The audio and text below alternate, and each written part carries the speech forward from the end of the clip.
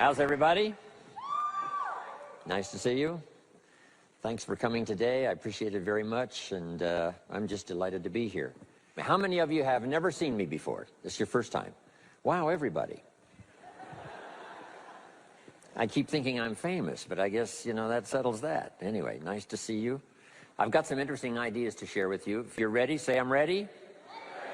And if you'll take some good notes, I got some lists for you to make that you can take home with you and ponder at later times. Some of the things I want to share with you. I was raised in southwest Idaho. My parents gave me an incredibly excellent start in my life, which I appreciated very much. But I quit school at age 19, unfortunately. My reasoning was, I'm smart enough to get a job. How much smarter do you need to be? And with that shallow thinking, I quit school, age 19, and got a job, went to work. A little while later, got married, started a little family, and I'm struggling and, you know, trying to do my best. But it seems like each year I'm falling just a little bit further behind. Finally, age 25. The climax of my sort of, you know, weariness with where I was, not doing as well as I thought I should, I hear a knock on my door, and I happen to be home alone. When I opened the door, there was a little Girl Scout about this tall selling Girl Scout cookies. And she gave me the finest sales presentation I've ever heard. Girl Scouts around the world, no better organization. And we've got these cookies, only $2, several flavors. And with a big smile, she very politely asked me to buy. No problem, I wanted to buy. Big problem, I haven't got $2 in my pocket.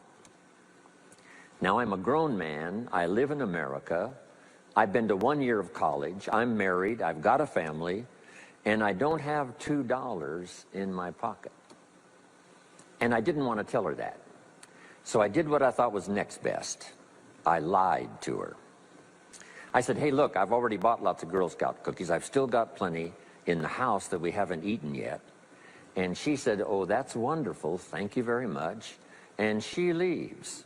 When she leaves, I say to myself, I don't want to live like this anymore. I mean, how low can you get lying to a Girl Scout? I mean, that's about as low as you can go.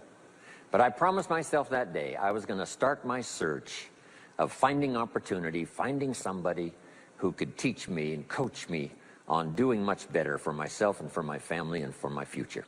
And shortly after that, I met a most extraordinary man, very wealthy, but a friend of mine said, you've got to meet this man. He's rich, but he's easy to talk to. He's got a unique philosophy of business and life. And the more he told me about this man, the more I said, I've got to meet this guy.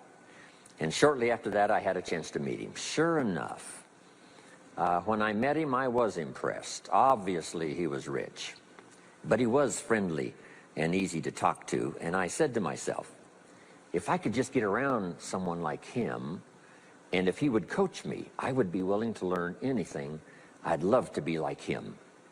Well, my good fortune was he invited me to join his company, and over the next 5 years, my dream came true. He coached me and taught me how to turn my life from pennies to fortune.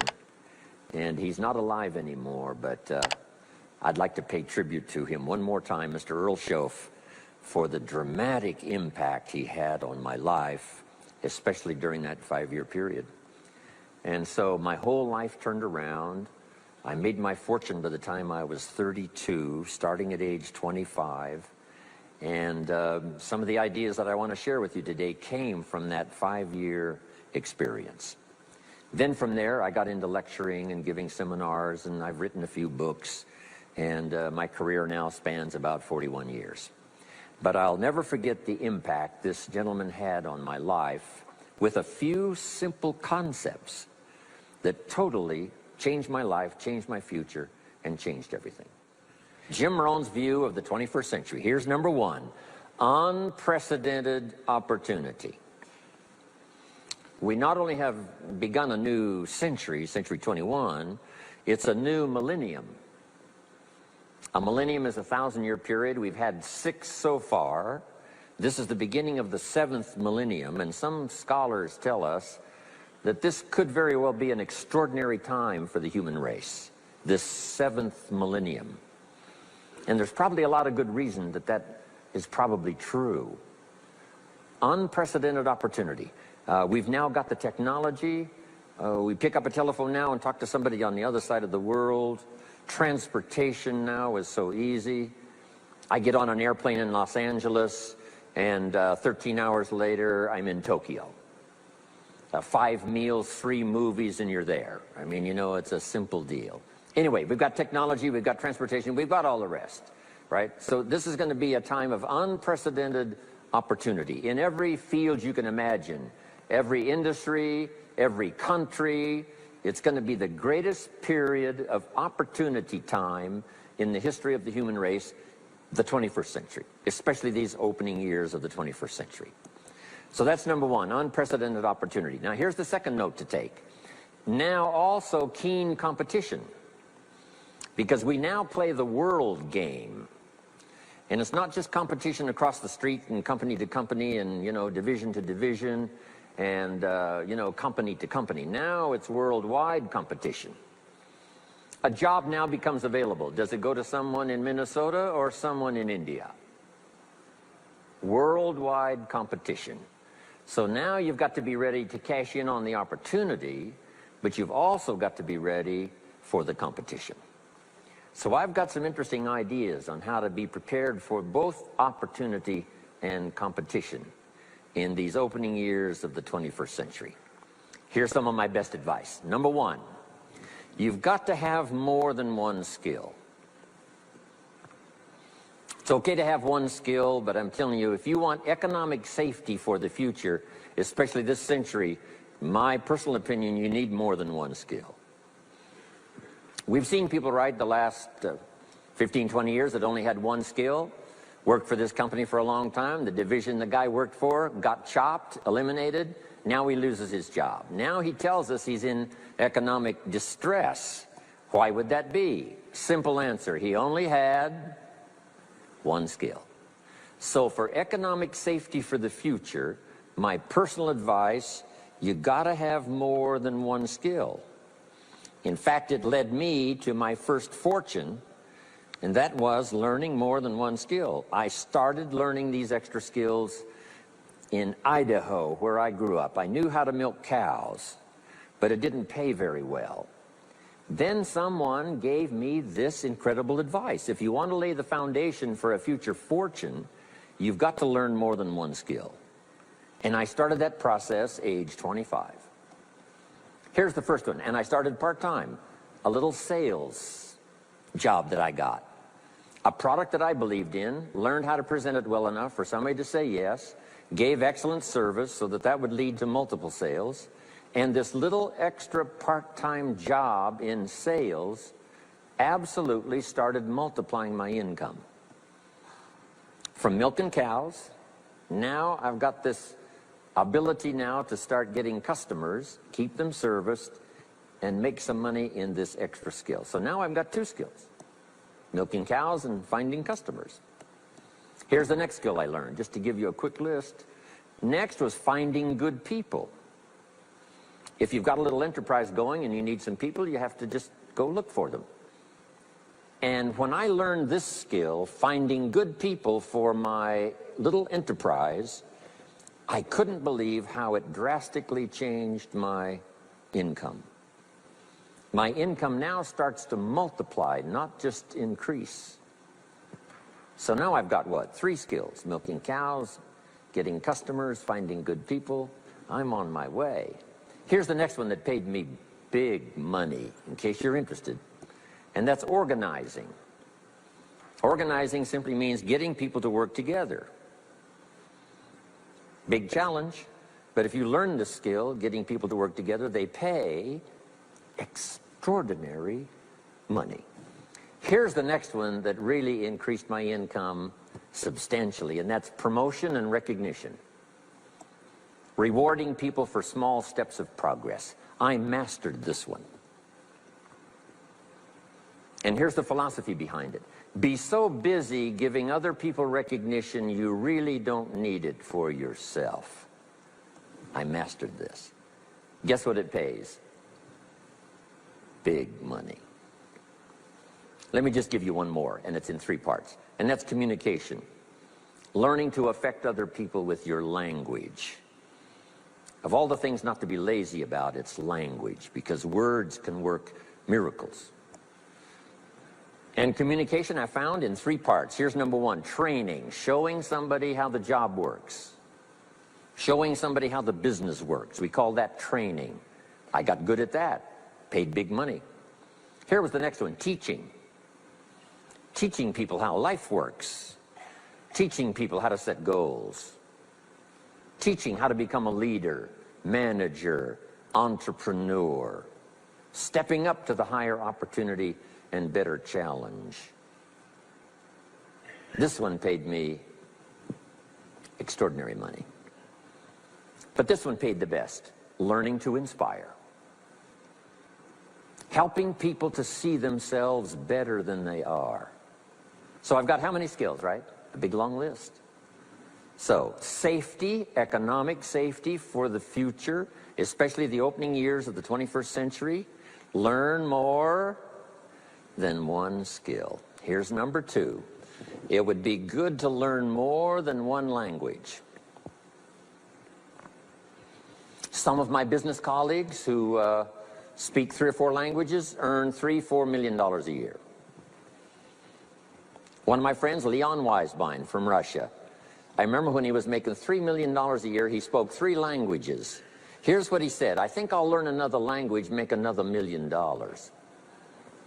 Those extra languages are so valuable. When I travel the world, I got to find somebody that knows more than one language, or I'm in deep trouble. If you think the time has passed you by to learn that 2nd, 3rd language, make this note. You heard it from Jim Rohn. Give it as a gift to your children. The 2nd language. Maybe that'll inspire them to learn the 3rd language, and then no telling where it might go from there. I asked a school teacher one time, how many languages can a child learn? Here's what she said, as many as you will teach them. They don't lack capacity, they don't lack intelligence, they certainly don't lack curiosity, they only lack a teacher. So you got my good advice now? More than one skill, more than one language. Here's the rest. Learn the simple economic formula that works for everybody, and I can give it to you in just a couple of sentences. A simple economic formula. Kids can understand it. Anybody can understand it. Anybody that wants to get paid. Here's the language for your notes. We get paid for bringing value to the marketplace. That's as simple as you can put economics. Anybody that wants to get paid.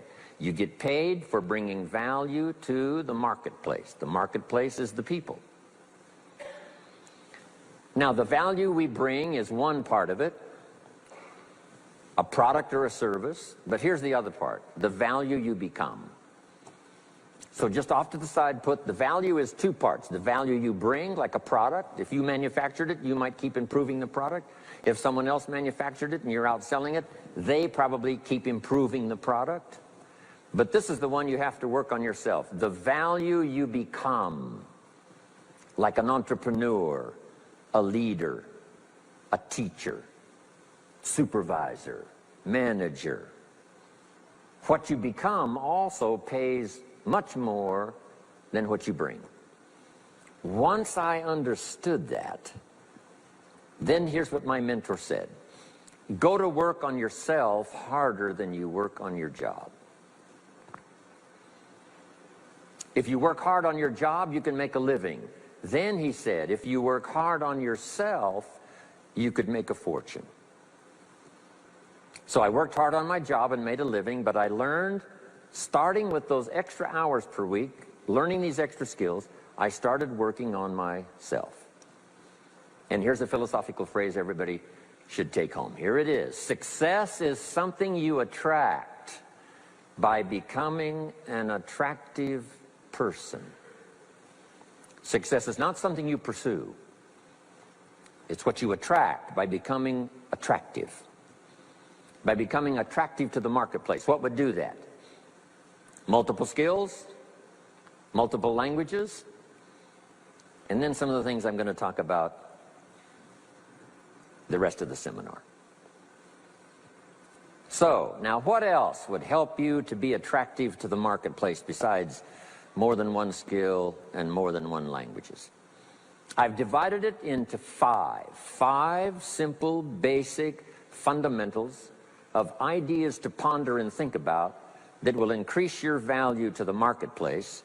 Could perhaps, like it did for me, multiply your income by 2, and then multiply it by 3, and then multiply your income by 4, and then by 5. And once you get there, it's not that difficult to multiply it by 10, because all you have to do is make sure you become more valuable and more valuable and more valuable. You don't have to work on the economy, because here's the first note. Each person's income is determined primarily by their philosophy, not by the economy. Once I understood that, then I said, well, I don't have to go to work on the economy. And the answer was no. You only have to go to work on yourself to make yourself more valuable. So now here's 5 things I want to share with you. And the first one is your personal philosophy. What could get you more prepared and ready for cashing in on the opportunity of the 21st century? And here's the first one, personal philosophy. Your personal philosophy is like a guidance system that helps you make decisions what to do, what not to do. From the information you get and what you learn and what you know, we decide. Maybe your philosophy would have been 5 years ago never to attend seminars like this. You just didn't go. Now 5 years later, here you are. Something happened along the way to change your mindset, saying, hey, for the money and the time, if I just get one good idea and walk away, it certainly is worth the money and the time. So now that little amendment in your philosophy, you now say, I'm going to regularly go, because it doesn't take but a few ideas to make a great difference in your income, personal life, social life, and all the rest. So now you know that's valuable. A change of mind, a change of idea. So that's what personal philosophy is all about. The more we learn, the more we know, the better we're able to make better decisions about 2 major things. Your philosophical guidance system does 2 things. For your notes, number 1, helps you to see the dangers on one side, so you can avoid those. But here's what else your guidance system does. Personal philosophy helps you to see the opportunities on the other side, so that you can expand those, maximize those.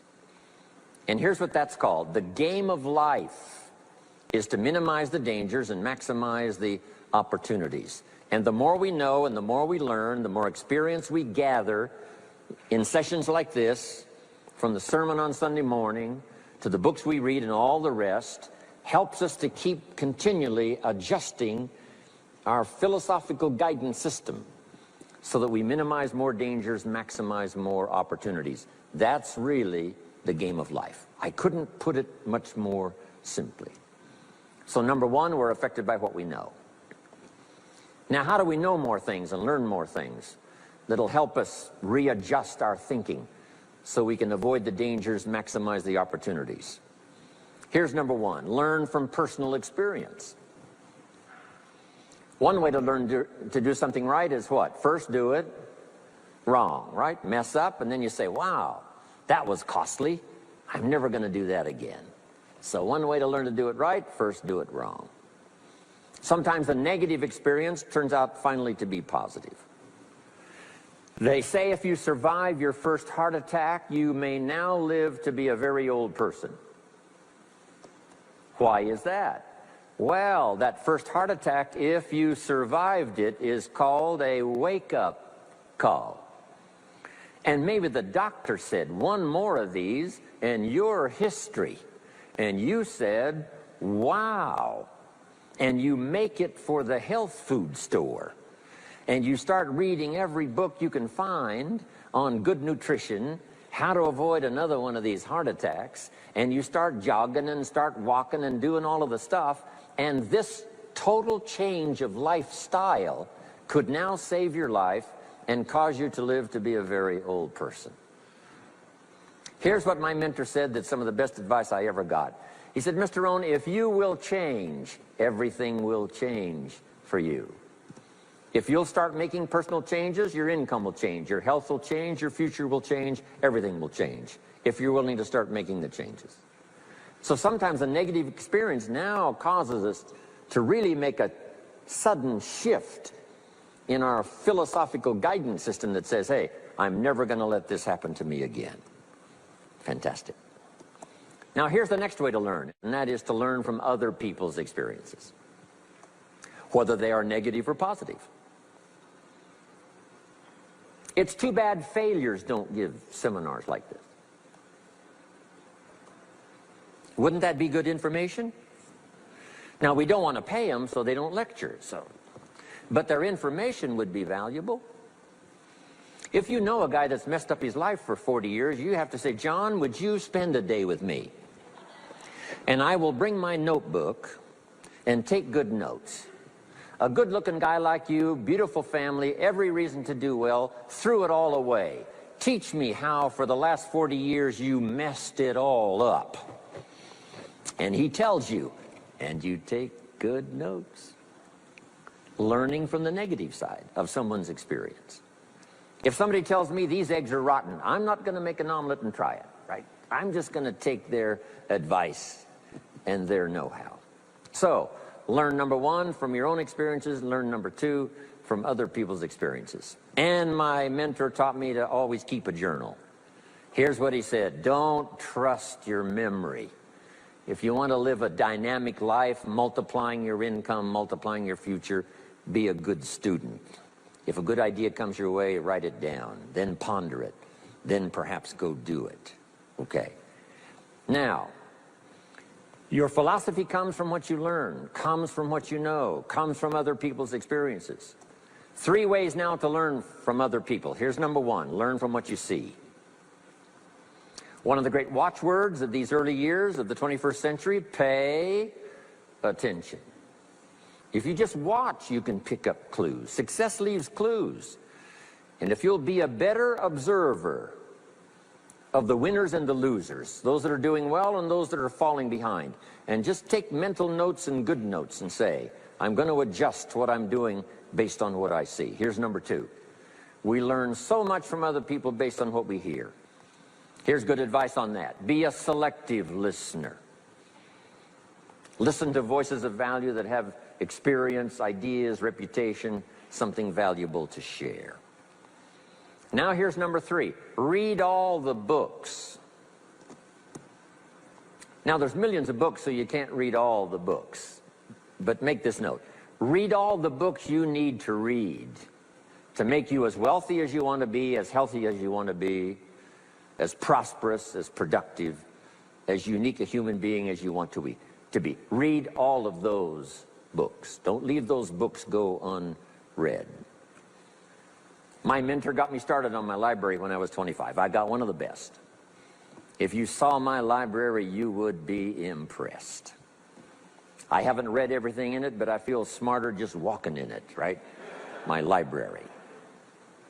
I was smart enough to buy it all. Now I got to be smart enough to read it all. Now jot this down. When you do read, you have to sort through what you read and decide which is valuable to try. That's part of the process of learning. Gathering information and sorting through it. One, the information that would apply to you, and what you think would be valuable based on your current philosophical opinion. So read all the books. Our lives are greatly affected by what we learn and what we know. Now here's number two of these very basic 5 things I want to share with you. First, your personal philosophy. Here's number two, your attitude. First, we're affected by what we know. When I talk to the kids in high school classes, college classes, that's the first thing I tell them. Get the information while you're here. Right? Nothing worse than being stupid when you get out of school. So get the information. Being broke is bad, but Being stupid is what's really bad. And what's really, really bad is being broke and stupid. Nothing much worse than that, unless you're sick. Right? Sick, broken, stupid. That's about as far as you can fall unless you're ugly, right? But surely that would be the ultimate, right? The ultimate negative life. Ugly, sick, broken, stupid. So learn all you can. We're affected by what we know, so get the information. Don't be lazy in learning. Don't be lazy in going through the books, building your library, coming to classes like this consistently. Some of them will be so dramatic, your life will never be the same. Maybe this is one of those today. Next, we're affected by how we feel, attitude. This is the emotional part. We need the intellectual part to set sail. So as the winds blow, we can still get where we want to go. Redefine, keep strengthening our psychological and philosophical guidance system. But now we're also affected by the emotions. That's the power. And jot these notes down as I hurry along now. 4 things to consider on attitude and how you feel. Here's number 1. It's how you feel about the past. It's important to make the past useful. Past experience, even past losses, past failures, as well as successes. To review it and go back over it, see where you went wrong, correct that, invest that now in the future. Don't live in the past, and don't carry the past around like a burden, but simply use your past as one of your mentors to help refine mistakes, make some changes that you can invest now in the future. Here's the second attitude. It's how you feel about the future. We look back for experience, but number 2, we look forward for inspiration. Now, where does the inspiration come from? Looking forward. Here it is, learning to set goals. Number 1, decide what you want. Takes more than 5 minutes. Take some time and decide what you want. Where do you want to go? What do you want to do the next 10 years, 20 years? What would you like to become? How many skills would you like to learn? What are the books you want to read? How about the people you want to meet? The cities you want to visit? Experiences you'd like to have over this next period of time? Start thinking about all of that. Here's the next key. Write it all down. Building a life is like building a house. You wouldn't start building the house until you had it finished. Wouldn't you look foolish starting to build the house if it wasn't finished first? What if you were laying bricks and somebody came by and said, "What are you building here?" And you said, "I have no idea." See, they would take you away to a safe place. So building a life is a lot more important than building a house. And yet people treat it so carelessly and so casually about planning and making plans for what they want their life to work out to be. So I'm asking you not to be casual anymore. Start designing the future for yourself, for your family, for your business, for your future. Okay, decide what you want. Okay, so from the past we get experience, from the future we get excitement, inspiration by setting goals. Now here's the next advice. Put everything on your list of goals. Little things, insignificant to someone else but important to you. A goal list is important. You don't have to publish it in the local newspaper. My Japanese friend, Toro Ikeda, San Jose, California, put on his first list, a Caucasian gardener. I said, go Toro. Back then everybody had a Japanese gardener. He said, no, I'm Japanese. I want a Caucasian gardener. I like that. So set goals. Set the goals that'll turn you on, goals that'll get you excited. Put everything on your list. Now, here's the next attitude. It's very important how you feel about everybody. If you want to be a leader extraordinaire, here's what you learn. Each of us need all of us. One person doesn't make an economy. One person doesn't make a symphony orchestra. It takes all of us for each of us to be successful. Each of us need all of us, and all of us need each of us. Each gift is important as we bring it to the table, as we bring it to the country, as we bring it to the community.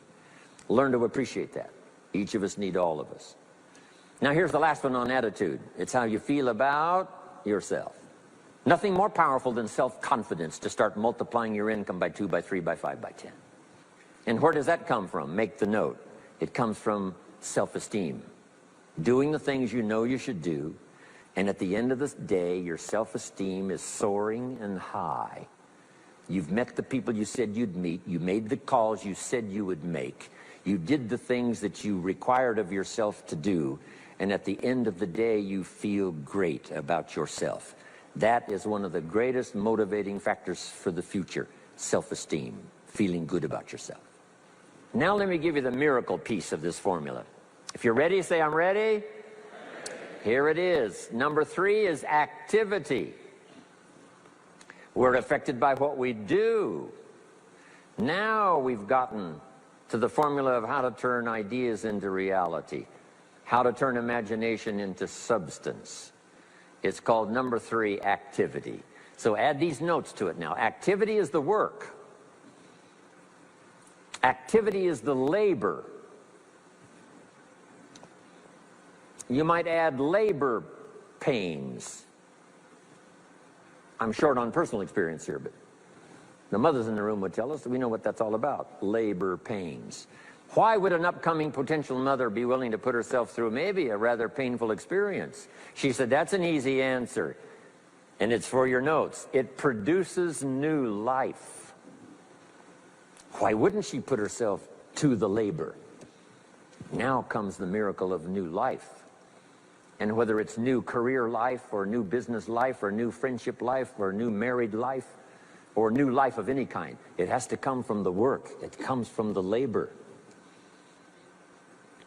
In fact, labor was so important. Here was the original formula for labor. If you have forgotten it, remind yourself. For your notes, 6 days of labor and what? 1 day of rest. Now it's important not to get those numbers mixed up. Why is that? Here's why. Why not 5-2? I don't know, maybe 5 and 2 would be okay. If God would have thought of 5 and 2, he might have made it 5 and 2. Right? You can't think of everything when you're putting one of these together. But maybe one of the reasons for 6-1, jot this down now. If you rest too long, the weeds take the garden. Not to think so is naive. As soon as you've planted, the busy bugs and the noxious weeds are out to take it. So you can't linger too long in the rest mode. You've got to go back to work. 6 days of work, then rest and spirituality and friendship and change of pace. And then go back over the last 6 days. What did I do? What did I miss? Who did I miss? What happened? So that I can invest those corrections in the next 6 days of higher productivity. Have you got that now? 6 days of work, 1 day of rest. Don't get the numbers mixed up. Activity. Now, activity finishes the miracle. Good question for your notes. How did this convention center get here? Let me give you the steps. Number 1, somebody saw it while the property was vacant. You say, well, how could you see a convention center if it isn't here? It's the only way it will be here. And somebody has to see it so clearly they can draw a picture of it, saying, this is the convention center. You say, no, it isn't there. They say, yes, this is the convention center. The artist's rendering shows you a picture of what isn't there. That's the beginning of imagination. So to turn nothing into something, here's what you do. Imagine the possibilities. That's why we recommend testimonials, for someone to say, hey, I started with pennies and I made a fortune. And when they finish, sometimes they say something like this: if I can do it, what? You can do it. And we start imagining the possibilities. Here's number 2. Have faith to believe that some of them are possible for you. And both imagination and faith are powerful forces. But we still don't have a hotel. We still don't have a house. Even though those are powerful forces, it is the beginning. Now, imagination and faith must be deposited in activity, or it is wasted. But the finishing touch of the miracle process is now, go to work. Go to work and build a better career. Go to work and build good health. You can't have good health without the work. When did we start hearing that phrase? No pain, what? no gain. You got to do the work. You can read all the books until you're wise. You can have faith and believe until it is extraordinary. But now you must go to work. And if you'll learn to appreciate the work that produces the miracle of good health, the miracle of a career, the miracle of a relationship, the miracle of a fortune, only humans now can do this. The birds of the field can't do it. No other life form can imagine and create something from nothing. Have faith and then build it and make it real. Only humans. It's an extraordinary gift. Depends on how often you use it. So number one of the ideas I wanted to share with you to make this an extraordinary opening year century for you is philosophy. We're affected by what we know. Second is attitude. We're affected by how we feel. Third is activity. We're affected by what we do. Now here's the final two pieces. Number four, learn to measure progress. Once you've set up a project now, you want to turn nothing into something. Now you must measure your progress. How are you doing? Here's how we teach it to our children. Life expects us to make measurable progress in reasonable time. Measurable progress in reasonable time. That is the game of life. So part of it is not just to set up the proposed project, but as we start working on it, we start measuring how we're doing. Now first, what is reasonable time? You can't ask someone every 5 minutes, how are you doing now? See, that's too soon. Guy says, I haven't left the building yet. Give me a break. Now we can't wait 5 years. That's too long. So there's reasonable time. So make this note now. What is reasonable time? One, at the end of the day. A conversation a father should have with his daughter today, because the magic is there. If he waits till tomorrow, the magic may be gone today. Next is a week. Make that note. Usually we get paid by the week. Somebody adds up our value to the marketplace, out comes the check. The next week, somebody adds up our value to the marketplace, out comes the check. What I learned to do is to change my value to the marketplace so the check kept getting bigger and bigger and bigger. I didn't have to change the economy, I only had to change myself. Measure your own progress. Success is a numbers game. We demanded of our children, how many years do you want your child to spend in 4th grade? Approximately. About 1 year, right? You say, well, if they're nice kids, would you give them 3 or 4 years? You say, no. This is not a nice game. This is getting ready for the future. This is getting ready for the challenges and the opportunities. You can't linger in 1 grade more than 1 year. Now make this note. The same should go for us as adults. Don't linger more than 1 year in 1 grade of learning. Adult, management, entrepreneurship, leaderships of all kind. Keep up the pace of learning. Okay. The numbers. Measure. Count. Now here's the key. Face the truth. If you're only making this much progress, you know, there's no use trying to kid the world, no use trying to kid anybody else, and especially don't kid yourself. If in a period of time you've only made so much progress, you just got to swallow hard and say, this is the truth. I've got to face it. Now, what could I do to start increasing my progress and make my health better, make my income better, make my investments better, make my value to the marketplace much better, get busy learning the 2nd skill and the 3rd skill and the next language and the next language to increase my value? I got to get busy and do that. See, if you will do that, I promise you, one of the greatest motivating factors in the world is progress. And if you'll measure it, you'll get excited. Now here's number 5 of the 5 major things I wanted to share with you to make these opening years of the 21st century really pay off for you. And here's the word, lifestyle. Learning to live well, because the ultimate essence of life is not a Ferrari.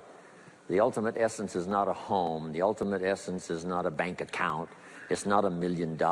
It's not a fortune. Here it is. The ultimate essence of life is learning to live a good life. That's the key. Whether you have modest resources or whether you have mega millions, either way, the real key is learning to live a good life. And so in my closing 5 minutes, let me give you what I think is a good list. Now, this is the short list. In other presentations, I cover a longer list, but this is called Jim Rohn's short list for living the good life. Here it is. Number 1, productivity. You really won't be that happy if you don't produce. And here's the next bit of advice on that. Produce to the max if you possibly can. To produce a little is okay. To produce enough is okay. To produce some to get by is all right. But why not try productivity to the max? Andrew Carnegie, who built the steel industry back in the 30s, here's what Andrew said. I'm going to spend the first half of my life accumulating money. I'm going to spend the last half of my life giving it all away. He got so inspired by that goal that the first half of his life he accumulated $400 million, which back in the 30s was a lot of money. A mega fortune. Guess what he did the last half of his life? He gave it all away. I got a good question for you as we close. Here's the question. What's got you turned on? What's got you up early? What's got you eager to face the day? What's got you inspired to learn the extra skill, put in the extra time, go the extra mile, learn how to work with people, guarantee your future? Good question. Here's number 2, good friends. You got to have good friends.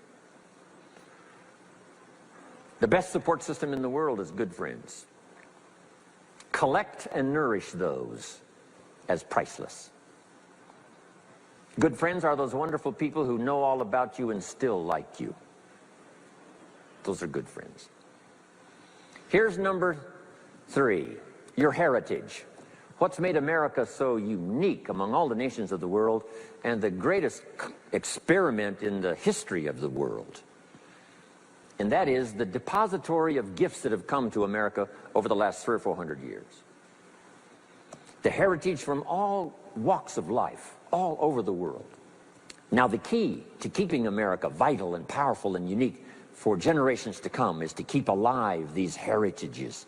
The music, the dance, the costume, the customs, the literature, the poetry, and all the rest combined together, making us an extraordinary, unusual nation among nations.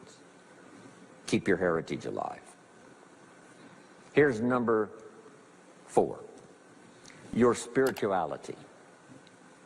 Whatever you believe in terms of spirituality, that's important. And I've got 3 words for you to consider. Here they are. Study, practice, and teach. Whatever you believe in terms of spirituality, study, practice, and teach. Don't leave your spirituality unstudied, don't leave it unpracticed, and don't leave it untaught. It's one of the major components of a good life. And now to close, for your notes. Take special care of the inner circle.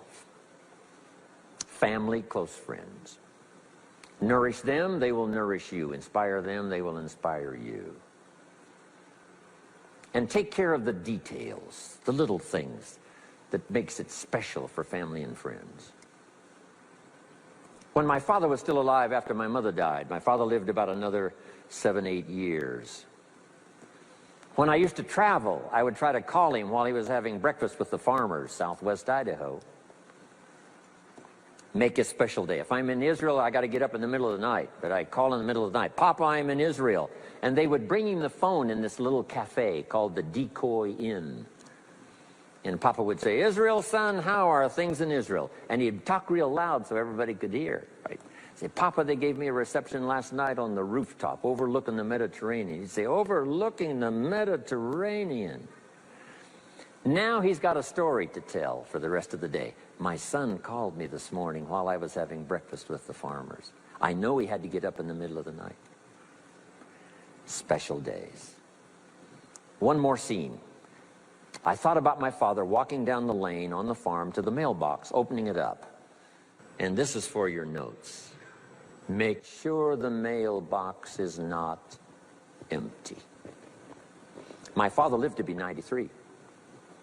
What kind of an experience would that be for a day? Age 93, open the mailbox and it's empty. Even if it's just a postcard. Make sure the mailbox is not empty. The details, the inner circle. And now here's the last. Maybe, just maybe, some of the things I've shared with you have been seeds that have fallen on your consciousness at the right time.